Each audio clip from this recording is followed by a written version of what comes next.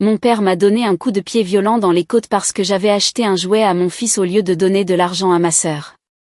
Il a hurlé, « Vous ne méritez ni l'un ni l'autre de respirer le même air qu'elle. » Puis il m'a donné un nouveau coup de pied alors que j'étais à terre. Maman a ajouté, « Comment oses-tu gaspiller de l'argent pour ce gosse ? » Nathalie avait besoin de cet argent pour son équipement de salon. Ma sœur a ricané, « J'aurais dû l'avoir, comme c'était prévu. » Mon oncle a hoché la tête, enfin, quelqu'un pour lui enseigner que la famille passe avant tout. Ma fille était traumatisée et pleurait dans le coin en regardant son grand-père battre sa mère. Papa m'a attrapé les cheveux et m'a cogné la tête contre le sol, disant, « La prochaine fois, tu écouteras. » Puis il a arraché le jouet des mains de ma fille et l'a jeté à la poubelle. Je me suis relevée lentement, le sang coulant sur mon visage, et j'ai commencé leur chute. Le linoléum était froid contre ma joue. Le sang s'accumulait sous mon nez, chaud et métallique. Les cris d'Emma résonnaient de quelque part derrière la table de la cuisine où elle s'était recroquevillée dans le coin, serrant ses genoux. Tyler était figé près de la porte, la boîte de jouets vide toujours dans ses petites mains, la confusion peinte sur son visage de 7 ans. La botte de mon père avait frappé mes côtes 2 fois. Le deuxième coup de pied est arrivé après que j'étais déjà tombée, me recroquevillant instinctivement pour protéger mon ventre. Ses chaussures de ville étaient en cuir italien, chères et polies comme un miroir.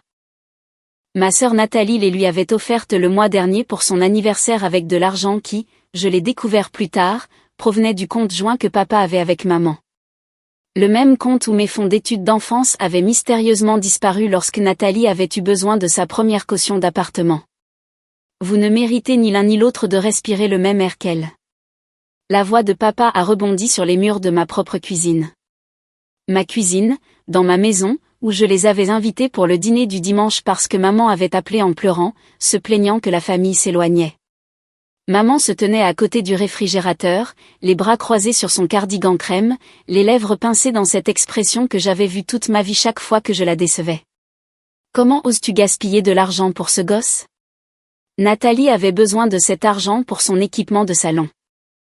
Le jouet avait coûté 30 €. Tyler suppliait pour cette figurine en particulier depuis 3 mois.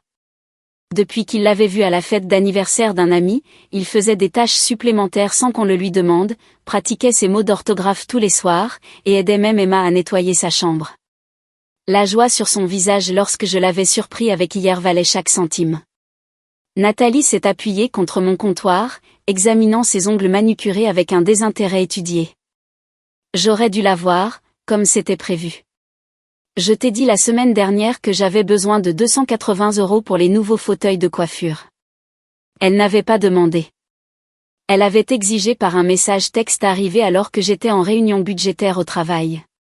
Besoin de 280 € avant vendredi. Fauteuil en solde. Pas de « s'il te plaît ». Aucune explication au-delà des fauteuils. Certainement aucune reconnaissance que j'avais mes propres factures, mes propres enfants, ma propre vie. Mon oncle Roger est apparu dans l'embrasure de la porte menant au salon, tenant toujours la bière que je lui avais servie il y a 20 minutes. Il a hoché la tête lentement, son cou épais se plissant. Enfin, quelqu'un pour lui enseigner que la famille passe avant tout. Ta sœur a toujours été trop égoïste.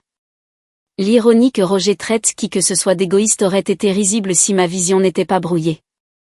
Si Emma n'était pas en hyperventilation dans le coin. Si Tyler ne fixait pas son grand-père avec une expression qui nécessiterait probablement des années de thérapie pour être démêlée. La main de papa s'est emmêlée dans mes cheveux. Il a tiré vers le haut et mon cuir chevelu a hurlé de protestation. Le sol s'est éloigné, puis est revenu avec violence alors qu'il m'y cognait le visage. Quelque chose dans mon nez a craqué. Du sang frais a jailli, chaud et épais. La prochaine fois, tu écouteras. Les cris d'Emma se sont intensifiés. À travers une vision floue, j'ai vu papa se diriger vers son coin. Elle s'est débattue en reculant, mais il n'y avait nulle part où aller.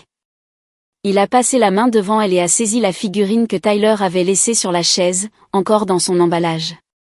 Tyler avait voulu la garder intacte, l'avait soigneusement posée sur son étagère avant de descendre dîner. Les doigts épais de papa ont déchiré le carton et le plastique. Il a marché jusqu'à la poubelle et a enfoncé le jouet profondément dans les ordures, le broyant parmi les restes de dîner et les essuie-tout usagés. Tyler a émis un son comme un animal blessé. La pièce a basculé lorsque je me suis poussée pour me lever. Mes mains ont laissé des empreintes sanglantes sur le carrelage blanc. Chaque respiration était comme des couteaux entre mes côtes. Quelque chose était définitivement cassé ou fêlé. Mon visage palpitait au rythme de mon pouls, mais mon esprit était devenu parfaitement, cristallinement clair. Je me suis levée lentement, délibérément. Le sang coulait le long de mon menton, gouttant sur mon chemisier. Celui que j'avais repassé soigneusement ce matin parce que maman faisait toujours des commentaires quand j'avais l'air négligé. Tout le monde me regardait, attendant des larmes, attendant probablement des excuses, attendant que je promette d'être meilleure, de faire passer Nathalie en premier, de me souvenir de ma place dans la hiérarchie familiale. J'ai souri à la place. Le sang sur mes dents a rendu cela grotesque, à en juger par la pâleur du visage de maman. Quoi ? Ma voix est sortie régulière malgré le goût de cuivre qui inondait ma bouche. Qu'est-ce que tu as dit ? Le visage de papa s'est contracté, ce prélude familier à une autre explosion. Sortez de ma maison. Nathalie a ri, un son aigu et cruel. Oh, maintenant elle a de la poigne. Un peu tard pour ça, tu ne crois pas ? J'ai sorti mon téléphone de ma poche. Mes mains étaient stables. Étrange compte tenu de la situation. J'ai ouvert l'application de sécurité Dieu merci pour le déverrouillage par reconnaissance faciale et j'ai tourné l'écran vers eux. Vous voyez cette caméra ? Celle montée au-dessus des armoires ? Elle enregistre depuis votre arrivée. Chaque mot, chaque coup de pied, tout. Le rire s'est éteint. La couleur de papa est passée du rouge au grisâtre. Mon oncle Roger a posé sa bière avec précaution, soudain très intéressé par le sol. C'est illégal. La voix de maman a grimpé d'une octave. Tu ne peux pas enregistrer les gens sans permission. En fait, dans cet état, je peux. C'est ma maison. Le consentement d'une seule partie. Je suis la partie qui a consenti. J'ai vérifié cela il y a 6 mois après le dernier dîner de famille où papa m'avait poussé contre le mur pour l'avoir contredit sur la politique. Alors, voici ce qui va se passer. Vous allez partir maintenant et vous ne reviendrez jamais. Nathalie a levé les yeux au ciel. Oh, s'il te plaît. Tu as déjà fait des menaces en l'air. Si l'un de vous me contacte à nouveau, je porte plainte. Coups et blessures. Mise en danger d'enfant pour avoir traumatisé mes gosses. La vidéo est déjà sauvegardée sur le cloud et mon avocat en aura une copie dès demain matin. Ton avocat ? Papa a ricané. Tu n'as pas d'avocat. J'en ai consulté un il y a 2 semaines. Après que tu sois venu à mon bureau pour voler de l'argent dans mon sac pendant que j'étais en réunion, j'ai su que j'avais besoin de conseils juridiques.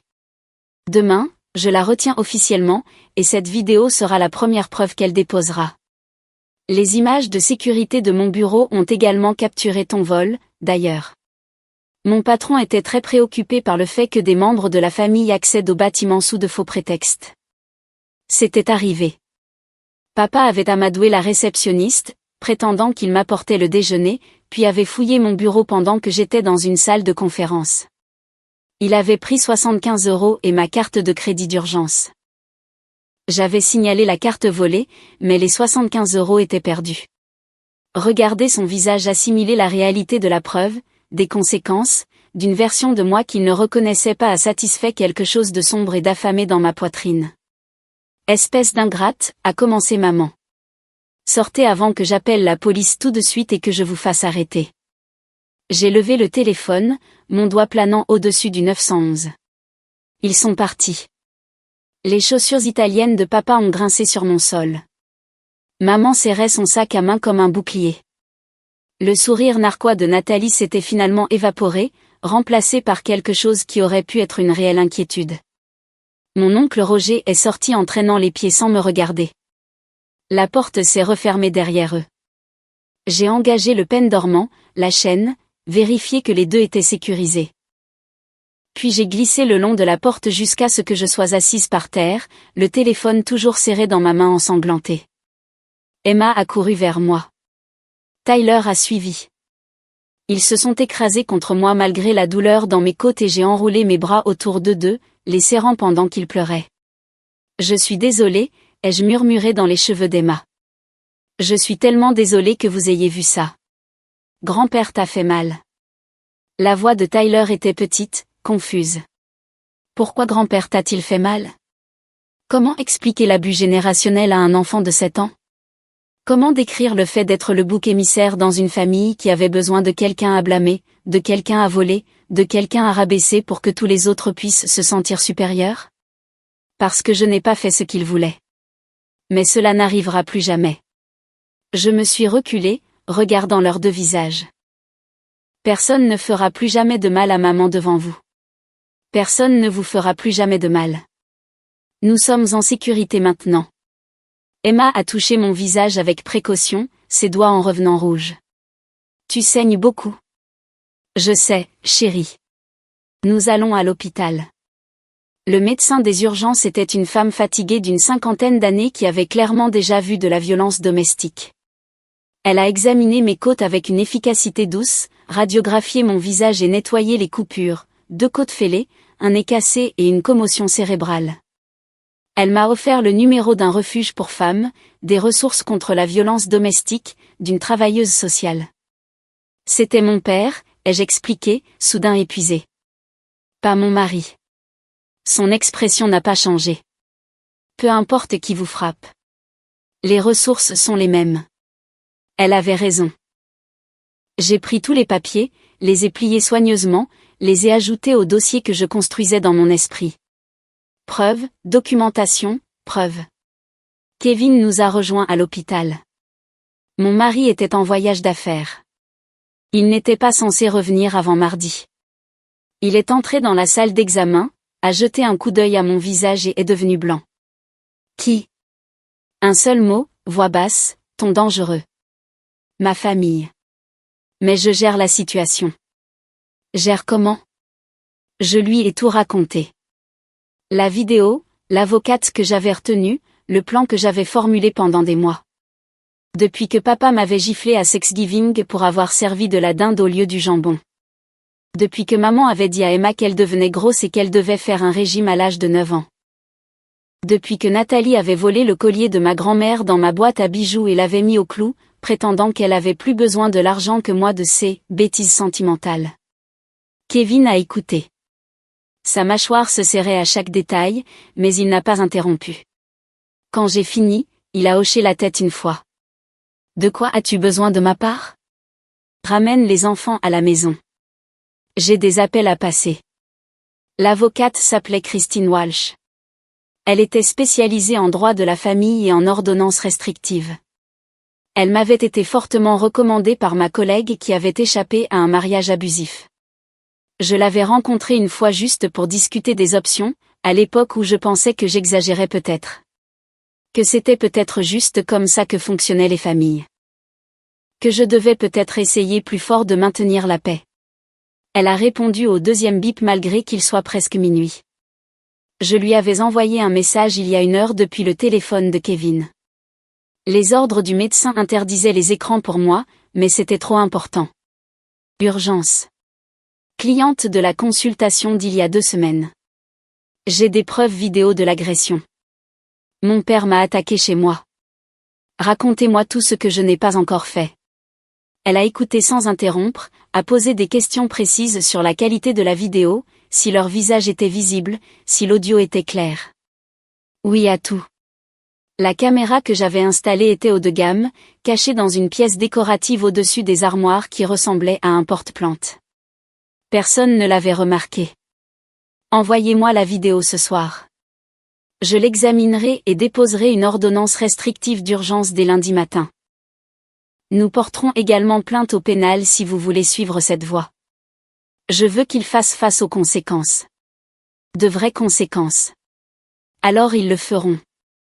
Avec des preuves vidéo aussi claires, le procureur poursuivra probablement. Votre père pourrait faire face à de la prison ferme pour coups et blessures. Votre mère pour complicité de mise en danger d'enfants, puisqu'elle l'a encouragé devant vos enfants. La terminologie juridique m'a submergée. Je me suis accroché aux parties importantes, ordonnances restrictives, poursuites, conséquences. Des choses auxquelles ma famille n'avait jamais été confrontée auparavant parce que j'avais toujours reculé. Toujours présenté des excuses. Toujours essayé d'arranger les choses. Il y a autre chose, ai-je ajouté. L'abus financier, des années. Argent volé, prêts forcés que je ne pouvais pas refuser, mes fonds d'études qui ont disparu. Pouvons-nous faire quelque chose à ce sujet? Possiblement. Avez-vous de la documentation? J'en ai collecté depuis 8 mois. Relevé bancaire montrant les retraits. Message texte de Nathalie exigeant de l'argent. Courriel de maman expliquant pourquoi il devait encore m'emprunter. Le testament de ma grand-mère, celui qui me laissait clairement le collier que Nathalie a mis au clou. J'avais le reçu du prêt sur gage qu'elle avait négligemment laissé dans ma voiture après m'avoir demandé de la conduire quelque part. J'ai tout. La voix de Christine s'est réchauffée avec ce qui aurait pu être de l'approbation. Alors nous allons les enterrer. Légalement parlant. Le lundi matin est arrivé avec des messages vocaux. 17. Papa exigeant que je le rappelle immédiatement. Maman pleurant que je déchirais la famille. Nathalie m'appelant par des noms créatifs que je ne répéterai pas. Mon oncle Roger prétendant que papa s'était juste emporté. Que j'étais dramatique. Que la famille ne porte pas plainte contre la famille. Je les ai tous supprimés sans écouter plus de quelques secondes de chacun. Christine m'avait prévenu qu'ils essaieraient de me manipuler, de me culpabiliser, de me menacer. Elle avait eu raison. Les ordonnances restrictives ont été déposées avant 10 heures. Des ordonnances d'urgence accordées avant midi. Une audience prévue pour la semaine suivante. Le rapport de police a été déposé simultanément. Une officière est venue chez moi pour recueillir ma déclaration et la preuve vidéo. L'officière Jennifer Madina a regardé la séquence sans expression. Lorsque la botte de papa a heurté mes côtes la deuxième fois, quelque chose a vacillé dans ses yeux. De la colère, peut-être. Elle avait probablement vu pire, mais cela l'affectait clairement. Votre père va être arrêté cet après-midi, a-t-elle dit, fermant son ordinateur portable. Votre mère ne fera probablement pas face à des accusations criminelles, à moins que le procureur ne soit très sensible à l'angle de la mise en danger d'enfants, mais l'ordonnance restrictive la tiendra loin de vous et de vos enfants. Et ma sœur? Elle ne vous a pas agressé physiquement, mais nous l'inclurons dans l'ordonnance restrictive. Elle a contribué à l'environnement hostile et a proféré des menaces. Le sourire narquois de Nathalie, sa cruauté désinvolte, la façon dont elle avait joui de regarder papa me faire du mal. Oui, elle méritait d'être incluse. Le soir, papa avait été arrêté. Sa photo d'identité judiciaire est apparue sur le site d'information locale. Notre ville était assez petite pour que les arrestations fassent l'actualité, surtout lorsqu'il s'agissait d'un homme d'affaires soi-disant respectable accusé de voies de faits graves. La section des commentaires s'est remplie de chocs de la part de personnes qui connaissaient papa comme bénévole à l'église, commanditaire de la petite ligue, membre éminent de la communauté. Personne ne savait ce qui se passait derrière des portes closes. Personne ne le sait jamais, jusqu'à ce que quelqu'un ouvre enfin ses portes et laisse entrer la lumière. L'audience préliminaire a eu lieu dans les 72 heures, comme l'exige la loi. L'avocat de papa était cher. Il parlait bien, le genre qui défend les gens avec de l'argent des conséquences de leurs actes. Il a plaidé pour une faible caution, citant les liens de papa avec la communauté, ses obligations commerciales, son absence de casier judiciaire antérieur. Diana Torres, la procureure affectée à l'affaire, a rétorqué avec la preuve vidéo, la gravité des blessures, la présence d'enfants mineurs pendant l'agression. Elle a fait valoir que papa risquait de s'enfuir compte tenu de la peine de prison potentielle à laquelle il faisait face. Le juge a regardé une partie de la vidéo. Son expression n'a jamais changé, mais quelque chose s'est durci autour de ses yeux. La caution a été fixée à 47 000 €, suffisamment élevée pour être punitive, suffisamment basse pour être techniquement réalisable. Papa n'a pas pu payer la caution immédiatement. Une caution de 47 000 € nécessitait généralement soit le montant total en espèces, soit une caution d'un agent de cautionnement pour 10%, soit 4 700 €. Mais les actifs liquides de papa étaient minimes. Son argent était lié à l'inventaire commercial, à l'équipement, au compte débiteur. Maman a refusé de contracter un prêt hypothécaire sur la valeur nette de la maison, réalisant peut-être enfin la gravité de ce qu'il avait fait, ou peut-être protégeant simplement ses propres actifs en cas de divorce. Il a passé 5 jours en prison du comté avant que mon oncle Roger n'avance finalement les 4 700 € pour la caution. Ces 5 jours ont changé quelque chose en lui, a-t-on dit plus tard. Il est sorti l'air plus vieux, diminué. Tant mieux. Le procès civil est venu ensuite. Christine a recommandé un collègue spécialisé dans les dommages financiers et les cas de détresse émotionnelle. Marcus Aldridge était un requin dans un costume coûteux qui a souri lorsque je lui ai montré ma documentation. Votre famille vous a abusé financièrement pendant plus d'une décennie, a-t-il dit, étalant les papiers sur sa table de conférence. Sur la base de ces dossiers, nous évaluons à environ 45 000 € les fonds volés, les prêts forcés et le vol de propriété. Les dommages pour détresse émotionnelle pourraient être significativement plus élevés, surtout compte tenu de l'agression et du traumatisme de vos enfants. Je ne me soucie pas de l'argent, avais-je dit avant de réaliser à quel point cela pouvait paraître étrange. Je veux dire, si, mais ce n'est pas le but. Le but est de leur faire comprendre qu'ils ne peuvent plus faire cela. Ni à moi, ni à personne. Marcus s'est penché en arrière dans sa chaise en cuir. La meilleure vengeance est de bien vivre, dit-on. Mais la deuxième meilleure vengeance est de prendre tout ce qu'ils ont et de s'assurer que tout le monde sache pourquoi. Le procès nommait tous les membres de ma famille, papa, maman, Nathalie, même mon oncle Roger, pour son rôle dans l'agression et son historique de facilitation des abus. Nous avons poursuivi pour le remboursement de tout l'argent volé avec intérêt, la valeur du collier mis au clou, la détresse émotionnelle, les coûts de thérapie pour moi et les enfants, et les frais médicaux.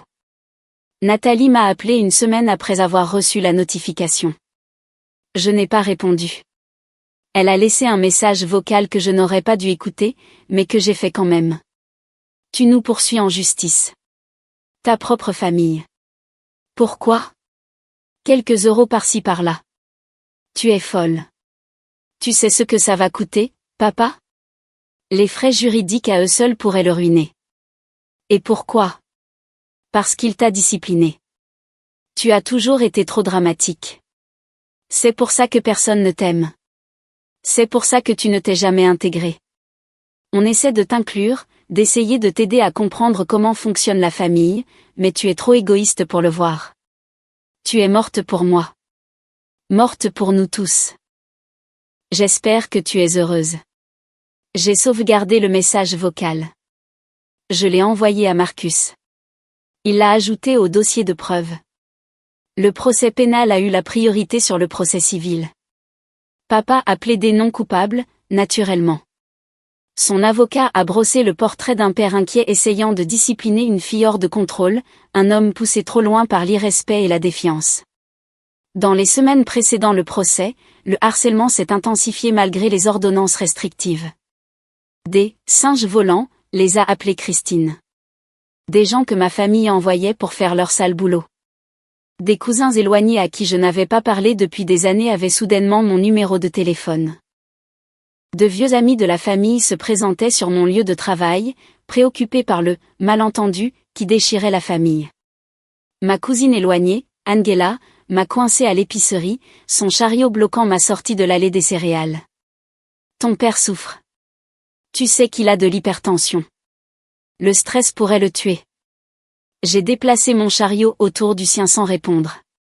Elle m'a suivi jusqu'à la section des produits laitiers. Il a fait une erreur, bien sûr, mais tu ne trouves pas que tu es extrême? Porteur plainte? Une ordonnance restrictive? C'est ton père. Il a changé tes couches, payé tes bagues, t'a donné un toit. Le lait dans ma main était assez froid pour faire mal. Je me suis concentrée sur cette sensation, pour m'ancrer. Il m'a aussi donné des coups de pied à plusieurs reprises et m'a cassé le nez devant mes enfants. On a fini ici. Mais la famille. La famille ne s'agresse pas mutuellement. Déplace ton chariot ou j'appelle la sécurité. Elle l'a fait finalement, mais pas avant de s'assurer que tout le monde dans la section des produits laitiers entende ses commentaires bruyants sur les filles ingrates et sur la façon dont les jeunes d'aujourd'hui ne comprenaient pas le respect ou la loyauté. Kevin voulait la confronter. Je l'ai arrêtée. Elle n'en vaut pas la peine. Ils me dépeindront comme l'agresseur, quoi que je fasse. Les singes volants ont fait leur rapport apparemment, car maman a commencé un téléphone en chaîne. Des femmes de son club de lecture, de son groupe d'église, même mon ancienne monitrice de scout appelait avec des versions du même script. J'étais égoïste. Je ruinais la vie de papa pour un moment de colère. Les familles pardonnent. Quel exemple donnais-je à mes enfants en refusant la réconciliation? Madame Patterson, qui m'a appris à faire des nœuds et à allumer des feux de camp il y a 25 ans, était particulièrement insistante. Ta mère est hors d'elle. Elle mange à peine. Elle a perdu 7 kilos à cause du stress. Est-ce cela que tu veux? Détruire tes parents? Madame Patterson, ma mère vous a-t-elle dit ce qui s'est réellement passé? Une pause. Elle a dit qu'il y avait eu une dispute qui a dégénéré. Il m'a donné 2 coups de pied alors que j'étais à terre. Puis il m'a attrapé les cheveux et m'a cogné le visage contre le sol assez fort pour me casser le nez. Ma fille a regardé toute la scène. Elle fait toujours des cauchemars. Une pause plus longue. Eh bien, je suis sûre qu'il y avait des circonstances. Il y a une vidéo. C'est une preuve dans un procès pénal. Voulez-vous que je vous envoie le lien vers l'article de presse? Il inclut les détails de ses charges. Elle a raccroché. Elle n'a pas rappelé, mais d'autres l'ont fait. Le téléphone en chaîne était apparemment étendu. J'ai commencé à laisser tout passer à la messagerie vocale pour trier plus tard. La plupart des messages étaient une variation de la même culpabilisation. Quelques-uns étaient plus menaçants. Mon oncle Roger a laissé un message particulièrement charmant sur le fait que j'aurais intérêt à abandonner les charges ou que les choses pourraient devenir difficiles pour moi. Celui-là est allé directement à l'officière Madina et à mon avocate. Roger a reçu une visite de la police pour intimidation de témoins. Les appels menaçants ont cessé après cela. Le travail est devenu compliqué aussi. L'associé de papa, un homme nommé Léonard Shaw, que j'avais rencontré lors de pique-niques d'entreprise quand j'étais enfant, a réussi à obtenir la ligne directe de mon superviseur. Il a appelé, affirmant que je faisais de fausses accusations, que les charges étaient fabriquées, que j'avais des antécédents de mensonges et d'abus de drogue. Des mensonges, bien sûr, mais dommageables. Ma superviseure m'a convoqué pour une réunion, son expression soigneusement neutre. Je dois vous poser des questions sur certaines allégations, a-t-elle commencé. Mon estomac s'est noué. Quel genre d'allégations? Quelqu'un se présentant comme un ami de la famille dit que vous avez été impliqué dans la consommation de drogue et que les accusations d'agression contre votre père sont des représailles pour l'avoir confronté à ce sujet. L'audace était presque impressionnante. Je me soumets à des tests de dépistage de drogue trimestriellement dans le cadre de mon habilitation de sécurité pour ce poste. Chaque test a été négatif. Voulez-vous que je demande un dépistage immédiat? Ses épaules se sont légèrement détendues.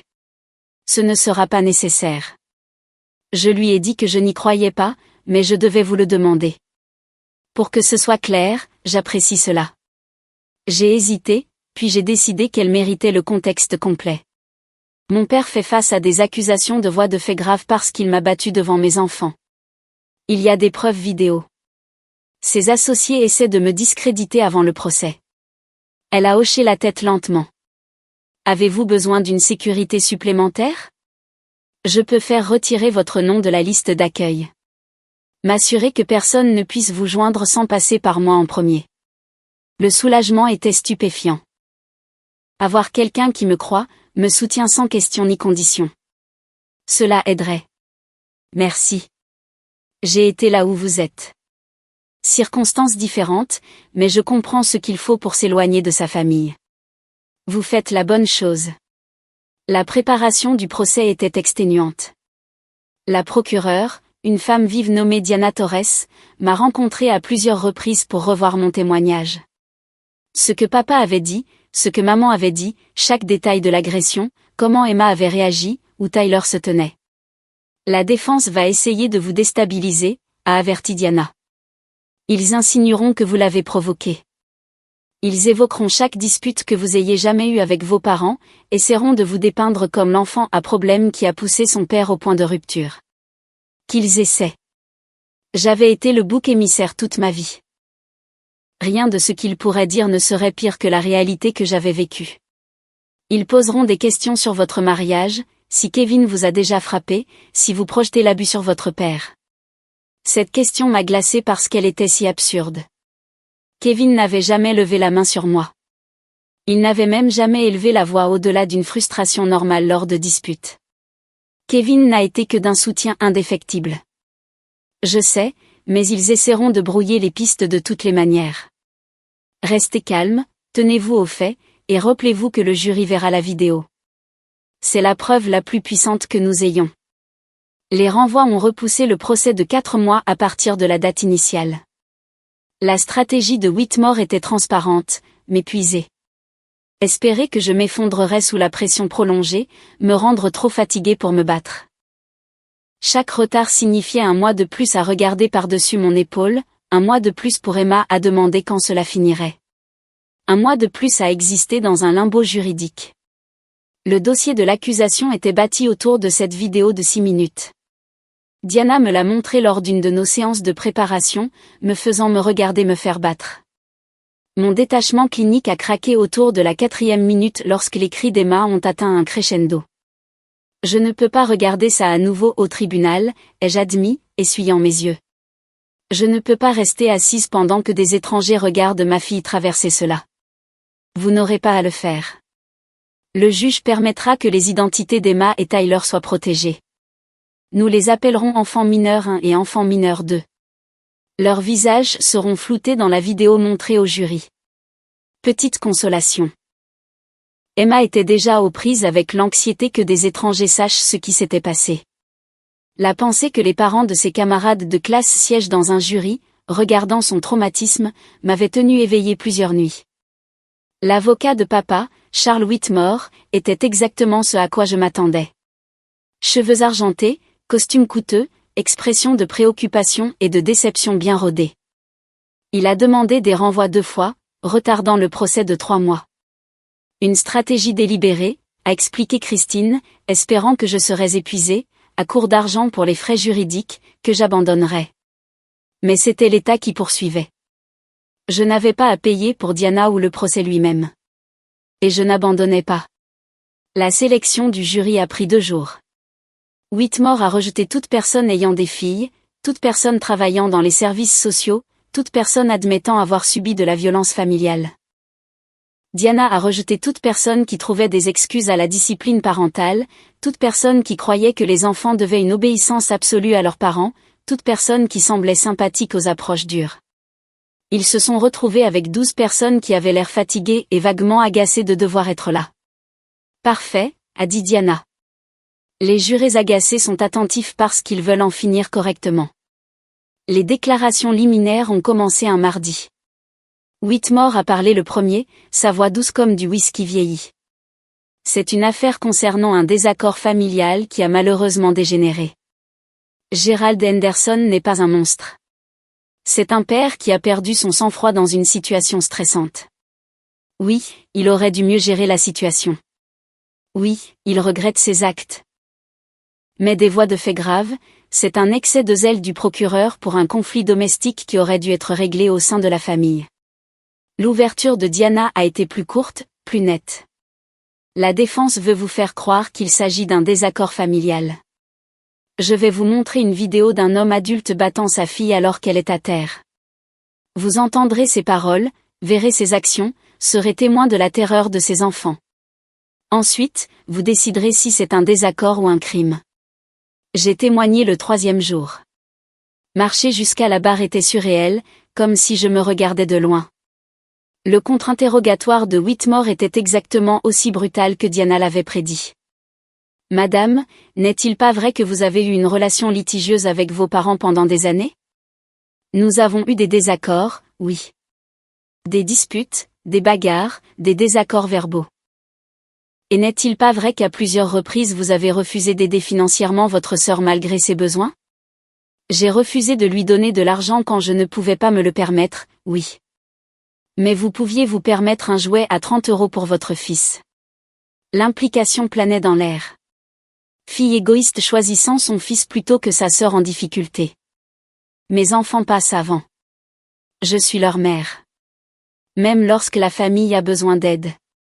Lorsque votre sœur essaie de démarrer une entreprise.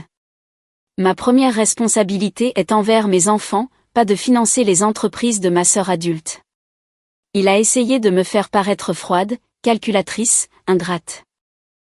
Il a posé des questions sur les prêts que mes parents m'avaient accordés au fil des ans, ignorant commodément que ces prêts avaient financé des événements familiaux qu'ils exigeaient que j'organise ou remplacer de l'argent qu'ils avaient volé et que j'avais dû récupérer. Le réinterrogatoire de Diana a été bref. Avez-vous provoqué votre père à vous donner un coup de pied ce jour-là? Non. L'avez-vous menacé? Non. Avez-vous fait quoi que ce soit qui justifierait qu'il vous batte devant vos enfants? Non. Le jury a regardé la vidéo. Ils ont vu un homme de 58 ans donner 2 coups de pied à sa fille alors qu'elle était à terre. Ils l'ont entendu la menacer. Ils l'ont vu lui saisir les cheveux et lui cogner le visage contre le sol. Ils ont entendu sa fille de 9 ans hurler dans le coin. Coupable. Voix de fait grave. Condamné à 18 mois, éligible à la libération conditionnelle après 12 avec bonne conduite. Maman s'est effondrée dans la salle d'audience. Nathalie est sortie en trombe, hurlant à l'injustice. Mon oncle Roger est resté silencieux, comprenant peut-être enfin que les actions ont des conséquences. Papa m'a regardé alors qu'il l'emmenait. J'ai soutenu son regard. Je n'ai pas souri. Je n'ai pas jubilé. J'ai juste regardé fixement, comme je n'avais jamais pu le faire auparavant. Le procès civil a progressé pendant que papa était en prison du comté, attendant son transfert à la prison d'État. Marcus Aldridge a déposé une plainte avec une précision chirurgicale. Chaque chef d'accusation soutenu par la documentation que j'avais passé des mois à collecter. Chef 1, vol et détournement de fonds totalisant 45 000 € sur 12 ans. Chaque prêt forcé, chaque montant emprunté jamais remboursé. Chaque fois qu'ils avaient fouillé mon sac ou mon compte bancaire, j'en avais des traces. Cela incluait les 75 € et la carte de crédit que papa avait volée à mon bureau. Un petit larcin ajouté à un schéma beaucoup plus vaste. Chef 2, détournement de propriété héritée. Le testament de ma grand-mère m'avait spécifiquement laissé son collier d'opale évalué à 3 000 €. Nathalie l'avait pris dans ma boîte à bijoux et l'avait mis au clou pour 750 €. J'avais le reçu du prêt sur gage, le testament et le message texte de Nathalie se vantant de l'argent rapide qu'elle avait obtenu. Chef 3, détresse émotionnelle et infliger intentionnellement une détresse émotionnelle. Les années d'abus verbal, de manipulation, de désignation comme bouc émissaire. Plus difficile à prouver, mais soutenu par des messages textes, des messages vocaux et des témoignages d'amis qui en avaient été témoins. Chef 4, coups et blessures. La condamnation pénale a rendu celui-ci simple. Papa était légalement responsable de mes frais médicaux et de ma douleur et souffrance. Chef 5, fraude et exploitation financière. La disparition de mes fonds d'études d'enfance, 21 500 € que mon grand-père avait mis en place, qui ont mystérieusement été transférés sur le compte de Nathalie l'année où elle a obtenu son diplôme d'études secondaires. J'avais trouvé des traces du transfert en rassemblant la documentation. Papa avait été le dépositaire de ce compte. La déposition de Nathalie a été particulièrement satisfaisante. Marcus avait un don pour poser des questions qui semblaient innocentes mais tendaient des pièges toutes les 3 phrases. Mademoiselle Henderson, combien de fois diriez-vous que votre sœur vous a donné de l'argent au cours de la dernière décennie? Nathalie s'est agitée sur sa chaise, jetant un coup d'œil à son avocat. Je ne sais pas. Quelquefois, plus de 10, peut-être plus de 20. Je n'ai pas tenu le compte. Marcus a glissé un document sur la table. Relevé bancaire, message texte, transaction Venmo. Je compte 37 occasions distinctes où votre sœur vous a transféré de l'argent. Des montants allant de 50 à 1400 €.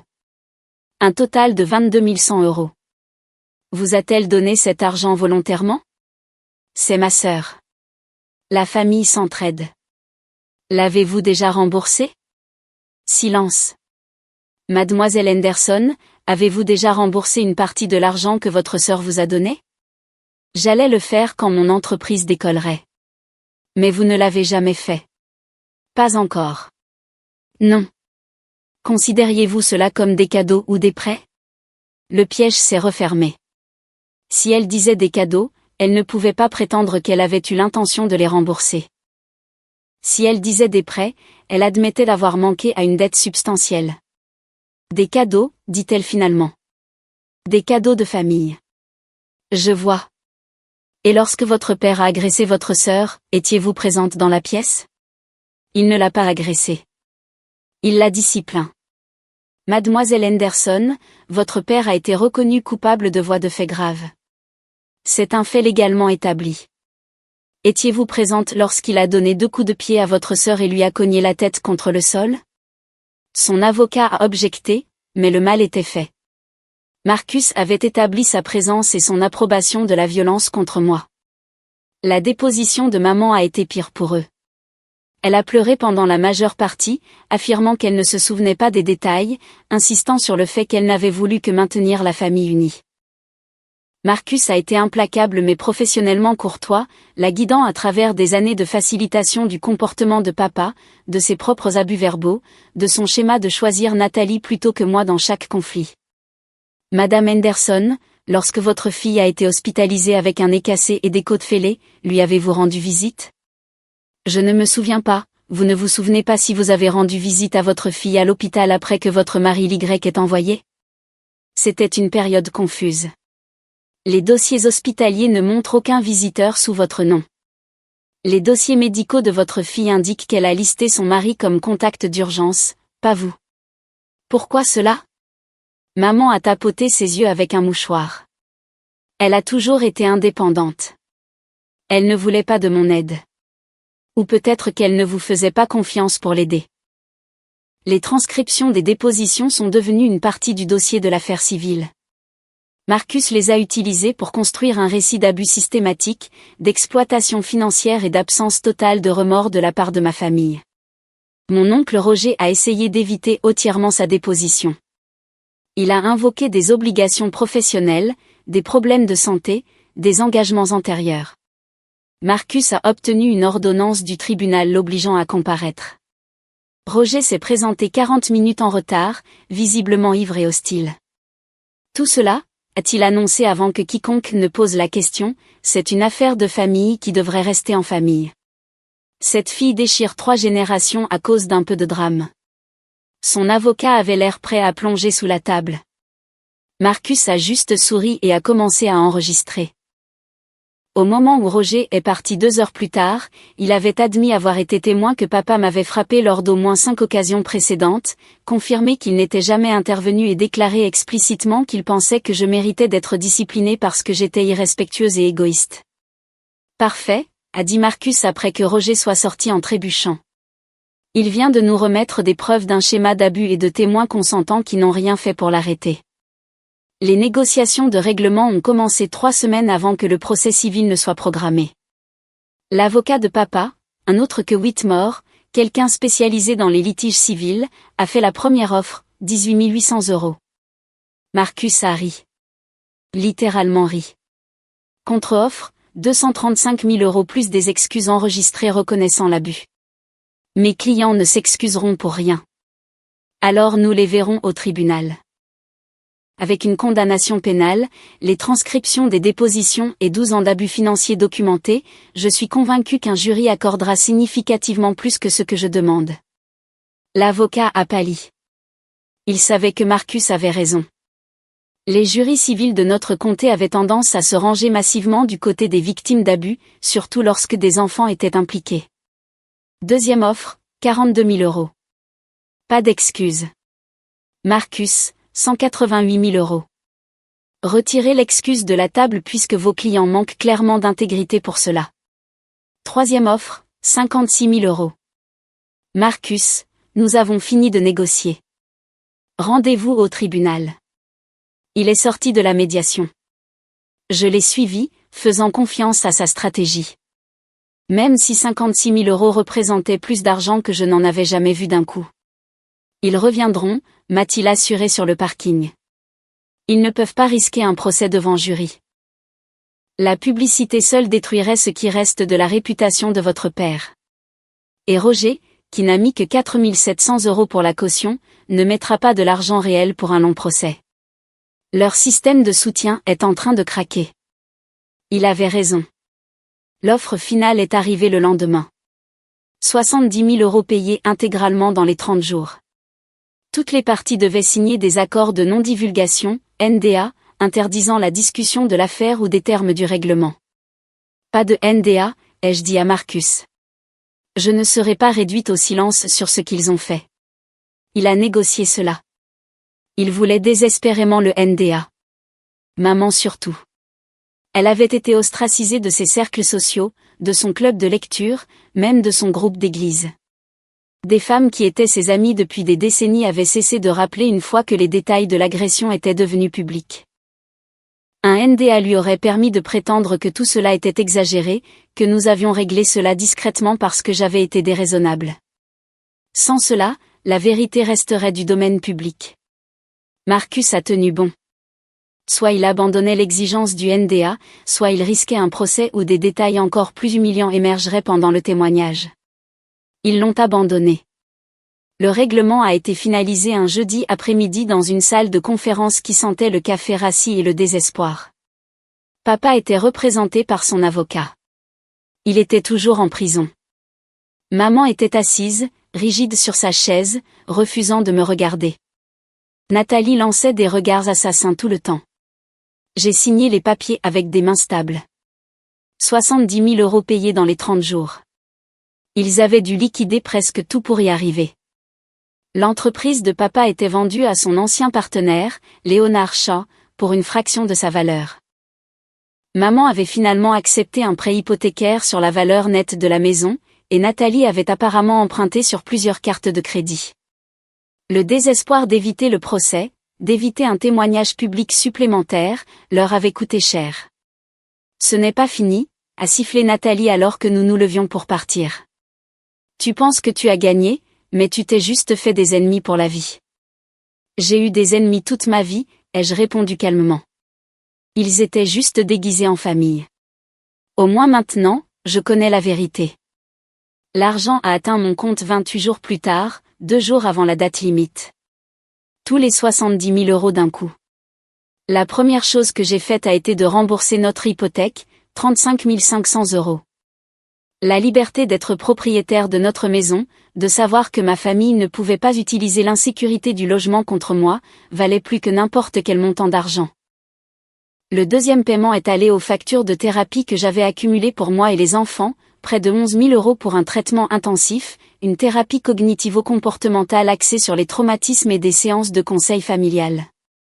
La troisième partie est allée dans des fonds d'études pour Emma et Tyler, 14 000 € partagés entre eux. De l'argent qu'ils allaient réellement utiliser, contrairement au fonds que mon grand-père avait créé pour moi. Le reste a payé les frais de scolarité pour que je puisse enfin terminer mon diplôme, celui que j'avais abandonné lorsque la famille avait eu besoin que je travaille et que je contribue à l'éducation de Nathalie à la place. Je me suis inscrite pour le semestre de printemps, 10 ans après ma dernière présence dans une salle de classe. Le salon de Nathalie a fait faillite 6 mois plus tard. Sans les injections régulières d'argent de ma part, sans le soutien de maman et papa maintenant que leurs propres finances étaient en lambeaux, elle ne pouvait pas payer le loyer. Le prêt commercial qu'elle avait contracté, celui pour lequel elle m'avait fait pression pour co-signer il y a des années et que j'avais finalement refusé, est arrivé à échéance. Elle faisait des paiements minimums, se maintenant à flot à peine. Les fauteuils de coiffure pour lesquels elle avait eu besoin de mon argent ont été saisis avec la plupart de son équipement. Elle a déménagé chez maman, qui avait été forcée de vendre la maison pour payer le règlement et vivait maintenant dans un appartement de 2 chambres à travers la ville. La maison dans laquelle j'avais grandi, où papa avait bâti sa réputation d'homme de famille et de pilier de la communauté, s'est vendue pour moins que sa valeur marchande. Les acheteurs étaient rares une fois que la nouvelle de ce qui s'était passé là-bas s'était répandue. Mon oncle Roger a cessé de prendre les appels de papa après le règlement. Famille inconstante, je suppose. Il n'aimait faciliter les abus que lorsque cela ne lui coûtait rien. La vie a avancé. Emma a commencé la thérapie et a lentement recommencé à dormir toute la nuit sans cauchemar. Tyler a cessé de tressaillir lorsque les hommes élevaient la voix. Kevin et moi avons renouvelé nos vœux lors d'une petite cérémonie avec seulement nos amis, la famille que nous avions choisie plutôt que celle dans laquelle nous étions nés. J'ai obtenu une promotion au travail.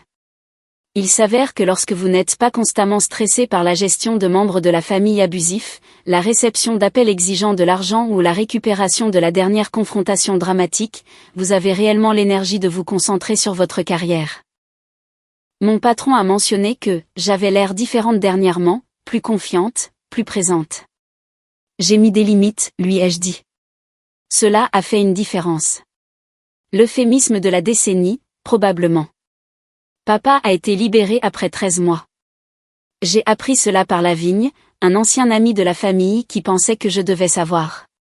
Il vivait avec maman dans son appartement, travaillant à temps partiel dans un entrepôt parce que son entreprise avait fait faillite. La condamnation pour crime signifiait que la plupart des opportunités professionnelles lui étaient fermées. Il ne m'a jamais contacté. L'ordonnance restrictive était maintenant permanente, et je pense qu'il a finalement appris que je pensais ce que je disais. Ou peut-être qu'il ne voulait juste pas risquer de retourner en prison. Quoi qu'il en soit, le silence était un bonheur. Nathalie a essayé de me contacter une fois, 2 ans après tout. Une lettre, pas un appel ou un courriel. Ceci aurait violé l'ordonnance restrictive, et elle était finalement assez intelligente pour être prudente. La lettre était pleine de demi-excuses et de justifications. Je n'ai jamais pensé que ça irait aussi loin. Je n'ai jamais voulu que papa aille en prison. Je le soutenais juste parce que c'est ce que font les familles. Peut-être que nous avons tous deux fait des erreurs. Peut-être que nous pourrions essayer de réparer cette relation si tu es prête à pardonner. J'ai brûlé la lettre dans la cheminée. Kevin a regardé sans commentaire, puis m'a tendu un verre de vin. Ça va mieux, a-t-il demandé. Ça vient. Certaines personnes pourraient dire que j'ai été trop loin. Que la famille mérite plus de chance, plus de grâce, plus de pardon. Ces gens n'ont pas été frappés aux côtes par leur père pendant que leurs enfants regardaient. Ces gens n'ont pas passé des décennies à être le punching ball émotionnel et financier de personnes censées les aimer et les protéger. Je ne regrette pas les poursuites, les charges, les ordonnances restrictives.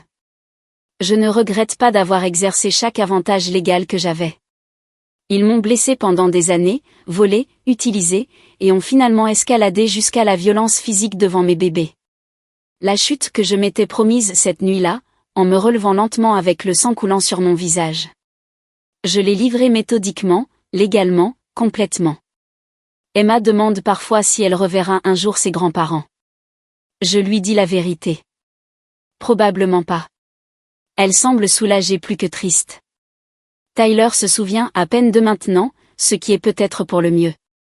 Nous avons construit une nouvelle vie, plus légère, plus calme, remplie de personnes qui nous traitent avec respect et gentillesse. Les dîners de famille se déroulent avec les parents de Kevin, qui sont consternés par ce que ma famille a fait et se donnent beaucoup de mal pour montrer à mes enfants à quoi ressemble un grand-parent sain. Parfois, je fais encore des cauchemars à propos de ce jour. L'impact de la botte de papa. Le bruit de mon nez qui se brise. Les cris d'Emma. Mais ils sont moins fréquents maintenant, s'estompant comme de vieilles cicatrices. J'ai acheté une nouvelle figurine à Tyler la semaine dernière. La même que papa avait jetée à la poubelle, bien que nous ayons dû la commander en ligne car elle n'est plus en magasin. Tyler l'a regardée longuement, puis l'a soigneusement retirée de l'emballage. « Je peux jouer avec ?» a-t-il demandé. « Bien sûr. C'est à ça que servent les jouets. » Il a souri. Un vrai sourire, le genre qui atteint les yeux, et a commencé à inventer des histoires élaborées de batailles spatiales et de sauvetages héroïques. Emma l'a rejoint, ajoutant ses propres personnages au récit.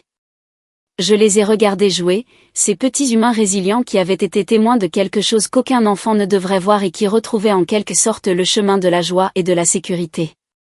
Kevin s'est assis à côté de moi, sa main trouvant la mienne. « Tu as bien fait », a-t-il dit doucement. « T'en aller, les protéger, aller jusqu'au bout. Beaucoup de gens n'auraient pas pu faire ça. Peut-être qu'il avait raison. Ou peut-être que j'avais juste finalement atteint le point où la douleur de rester était pire que la douleur de partir. Ou protéger mes enfants comptait plus que de maintenir une façade d'unité familiale. Quoi qu'il en soit, j'étais libre. Ils étaient libres.